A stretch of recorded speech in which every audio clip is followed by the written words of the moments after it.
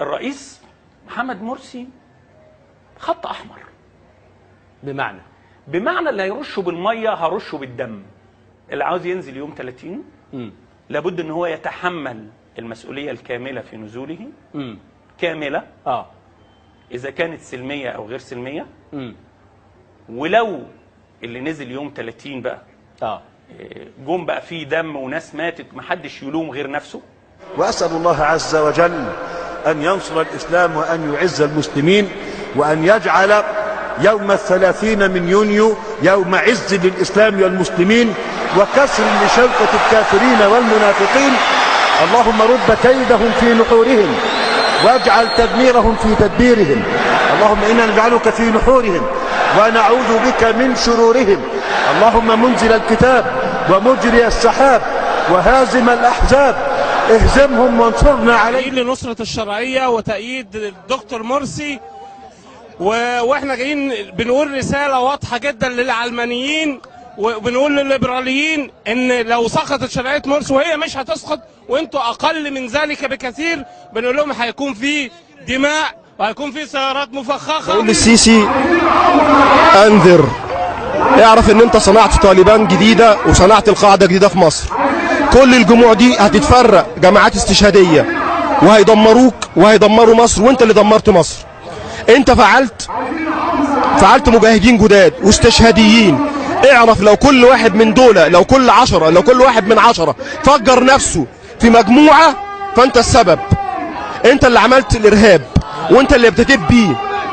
انا بنذرك رجع الامور لنصابها، والا هتلاقي الجموع دي كلها هتفجر مصر. انت اللي بتعمل حرب اهليه بين مصر، بين المسلمين وغير المسلمين. انت اللي بتعمل حرب اهليه بين المسلمين والعلمانيين. انت اللي بتعمل حرب اهليه بين المسلمين وبين الشيعه. وانت اللي فجرت، وانت اللي كتبت شهاده وفاه جبهه الانقاذ ورجالتها. وانت اللي كتبت شهاده وفاه كل المتمردين. وانت اللي كتبت شهاده وفاه كل واحد عارض الرئيس مرسي وعارض شرعيه الصندوق. في أماكن متعددة من القاهرة، في اجتماعات مثلكم تماما، في أماكن معروفة، ومنتظرون ساعة الصفر. إخوانكم في المحافظات في الصعيد والمنوفية والفيوم وكفر الشيخ وغيرها من المحافظات في انتظار ساعة الصفر. وليدخل الفئران إلى جحورهم وليظهر الأطهار. أيها الإخوة، كنا في الاجتماع، المهندس خيرت الشاطر قال للشيخ وحيد وللعلماء في مئات الآلاف مرابطين في 10 أماكن في القاهرة. وأنا بقول ومكناش عايزين نقول كده، لكن نقولها بقى. إذا كان حد متصور إنه يوم 25 يناير ولا 26 يناير ولا أي يوم، لا في يناير ولا في فبراير، إن هو يستطيع أن ينقلب على الشرعية وعلى التجربة الإسلامية، أقول له أنت واهم، وستدفعنا لإعلان ثورة إسلامية مطهر البلاد منكم. يعني أنتوا مش بتقولوا هتزيلوا الحكم الشرعي القانوني الدستوري بالعافية، أقول لكم لا، طب حاولوا تعملوها وستعلن بقى ثورة إسلامية تطهر البلاد منكم. جديدة دي يا باشمهندس. أنا بنذرك يا سيسي، احذر إما أن تقتل هذه الجموع أو هذه الجموع ستنفجر فيكم. احذر، وهذه رسالة 1 من ملايين. بقول لك يا سيسي، احذر يا سيسي، انت عملت طالبان وانت عملت قاعدة جديدة في مصر. انت اللي صنعت الارهابيين. واقول لك كده، وخد الكلام ده عبرة وبكرة تشوف. لو ان كل كلب عوى القمته حجرا لصار مثقال الحجر دينارا. ده هيبين لنا ان هؤلاء الانقلابيين بقضائهم قضاء فاسد، قضاء لا نعترف بها اصلا، ولا يشرفني ان اقف امامه، ولن اقف امامه، ولن اسمح لهم ان يقبضوا علي الا جثه هامده. هو ده بتوع 30 يونيو، عشان كده الشعب نازل وهيقدم. وزارة الداخلية وتهديد وزارة الداخلية ومحمد ابراهيم اللي انا بقول ان هو شرب بريل علشان يسترجل، مش كده؟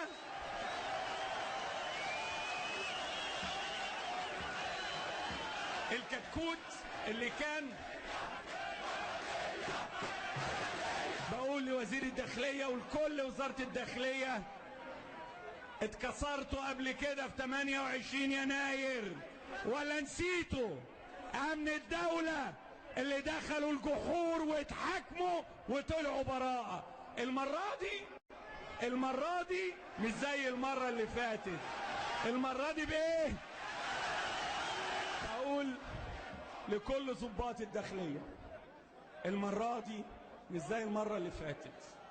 اوعوا تتخيلوا، اوعى يتخيل ضابط من ضباط الداخلية ان بعد نجاح الثورة وعودة الرئيس مرسي اوعوا تتخيلوا ان انتوا هتتحكموا محاكمات طبيعية. اوعوا تتخيلوا ان انتوا هتخرجوا براءة.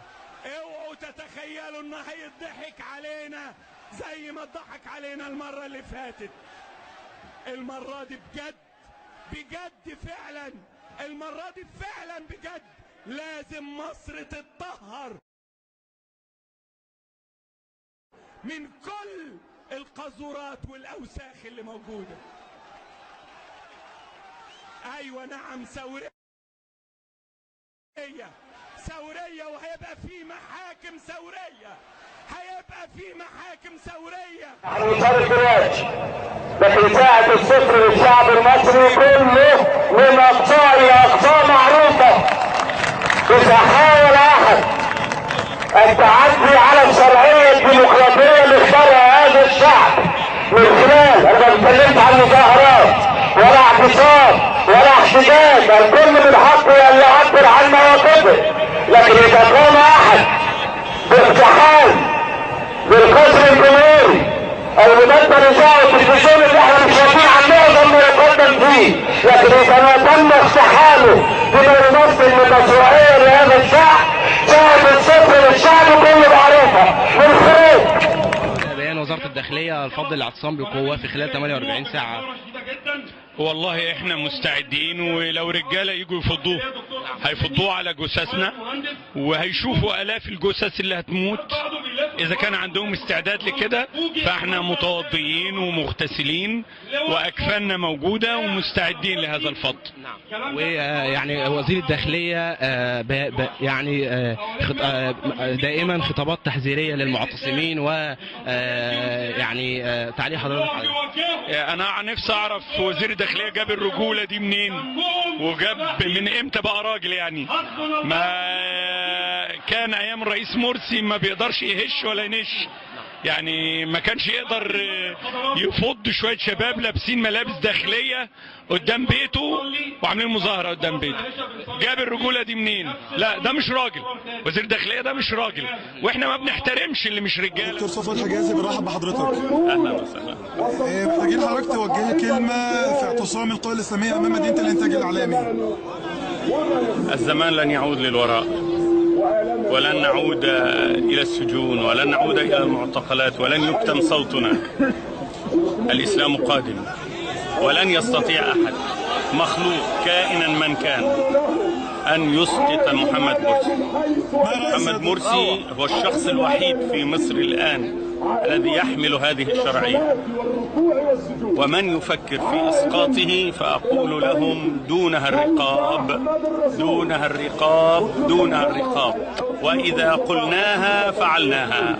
هو الرئيس المنتخب شرعا، ولن يسقط الرئيس محمد مرسي، ولن يتنحى، ولن يرحل، وسيكمل مدته، شاء من شاء وأبى من أبى.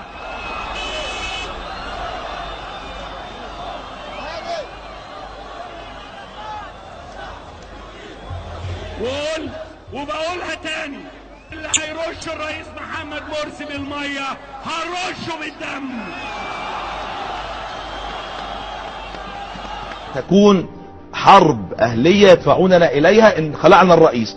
خلع الرئيس مثل مقتل عثمان، ستكون بعده فتنة، لن يخلع الرئيس. إننا لقد توعدونا ب30/6، ونحن نعدهم بأنهم سيسحقون في هذا اليوم.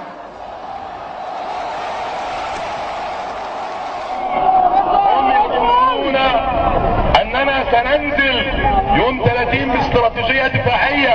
خبتم وخسرتم، نحن سنأتي باستراتيجية هجومية. صراحة الدكتور مرسي ما جئنا مؤيدين لشخصك، ولكن جئنا لنحملك مسؤولية عظيمة وهي القضاء على الثورة المضادة. إن الأغبياء أدخلوا رقبتهم تحت المقصعة، ولا بد أن ندوس الآن. لابد أن نعود إلى ميدان التحرير. مات من مات وقتل من قتل، والقاعدة معلومة، قتلهم في النار وقتلنا في الجنة. بس احنا مش عايزين نهتف بس ونتكلم بس. الراجل اللي قابلنا عند الاتحادية